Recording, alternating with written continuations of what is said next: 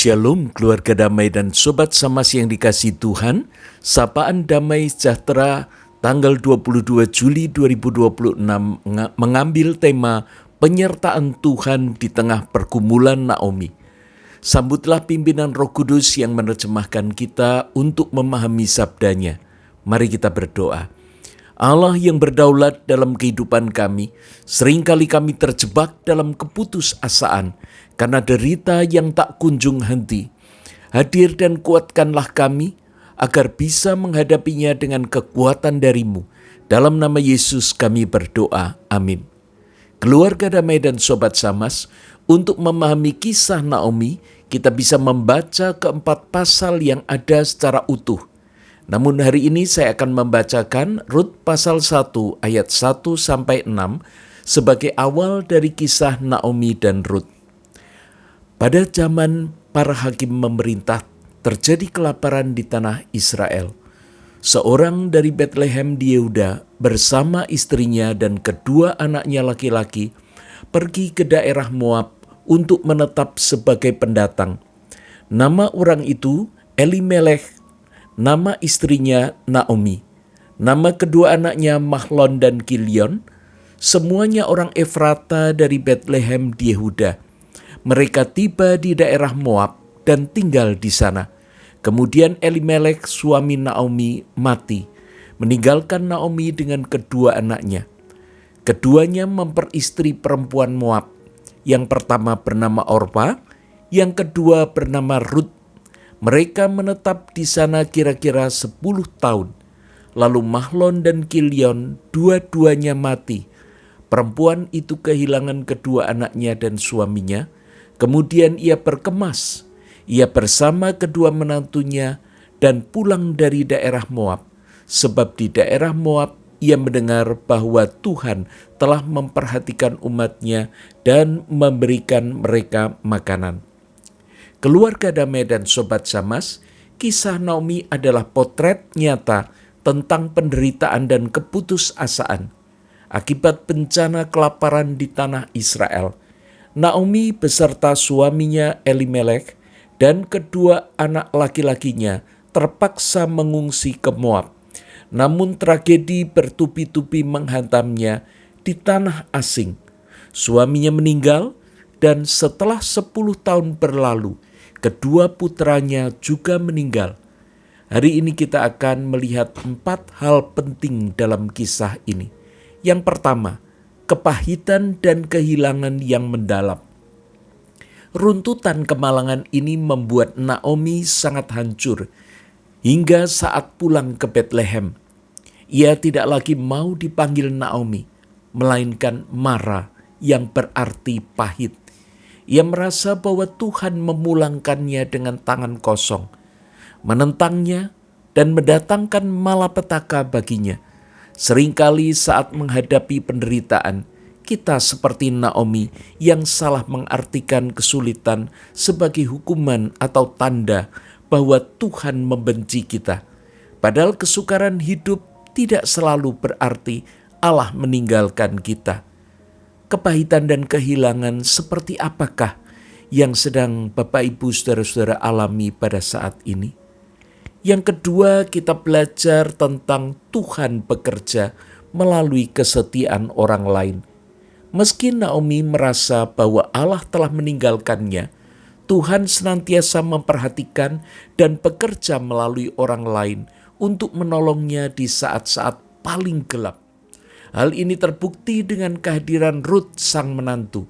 Sekalipun Naomi menyuruh Rut untuk pulang ke Moab demi masa depannya, Rut dengan kasih tanpa pamrih memilih untuk tetap berpaut kepada mertuanya. Rut mengucapkan komitmen yang luar biasa. Bangsamulah bangsaku dan Allahmulah Allahku.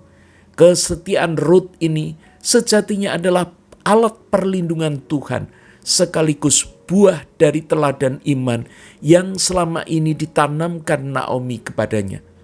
Bapak Ibu saudara yang dikasihi Tuhan, jika saat ini kita merasa betapa pahitnya kehidupan kita, apakah kita juga merasakan bahwa ternyata Tuhan terus bekerja dengan menghadirkan orang-orang yang tetap setia mengasihi kita. Yang ketiga, kita akan belajar tentang pemeliharaan yang tak terduga.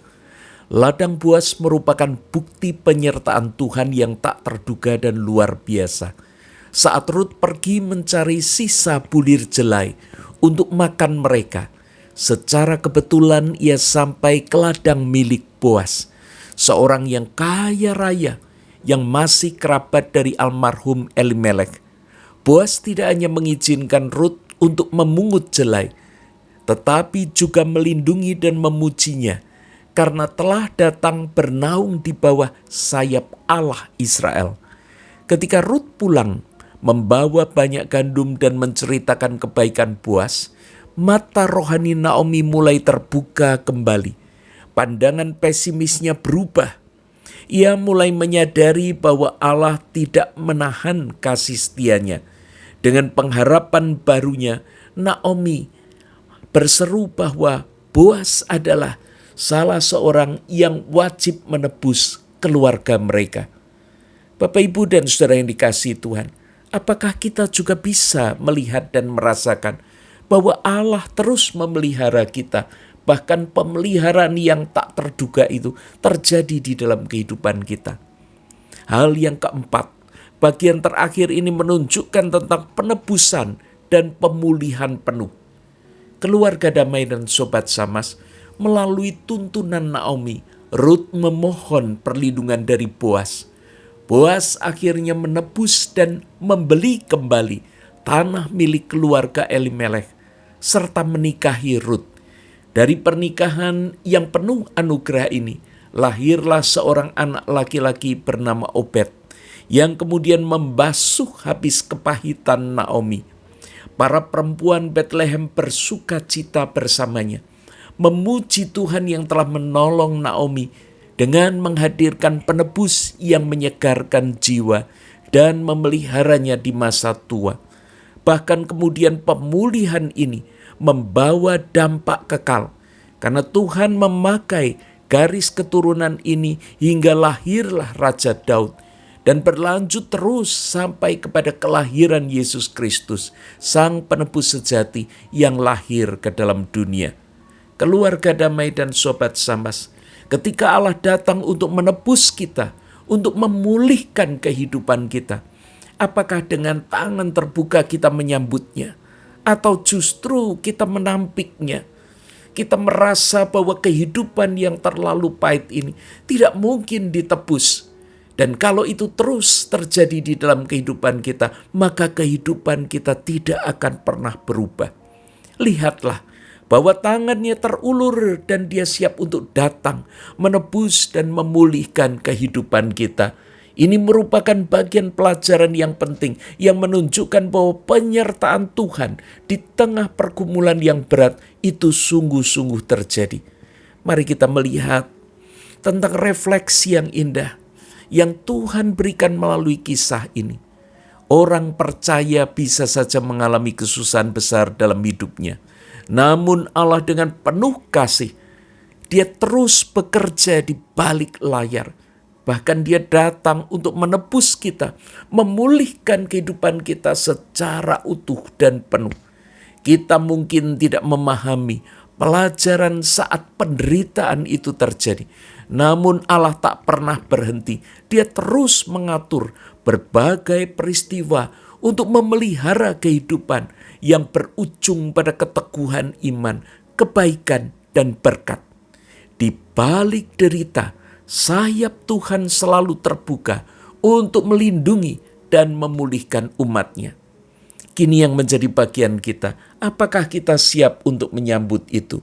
Dan kita akan melihat perubahan besar terjadi. Bahkan hidup kita yang seolah tadinya sudah tidak punya lagi harapan, Allah mengubahnya untuk menjadi berkat bagi orang-orang yang kita jumpai dalam hidup ini. Hidup kita menjadi kesaksian yang terbuka, yang nyata tentang pemeliharaan Tuhan. Mari kita bersama berdoa. Ya Allah, kami bersyukur karena kisah pergumulan Naomi ini memberikan pelajaran yang amat penting bagi kami. Bahwa di tengah kesusahan maupun penderitaan, Allah tetap memelihara kami. Tolong kami agar tidak terus terjebak dalam mara atau kepahitan, melainkan membuka diri pada penebusan dan panggilan untuk menjadi berkat.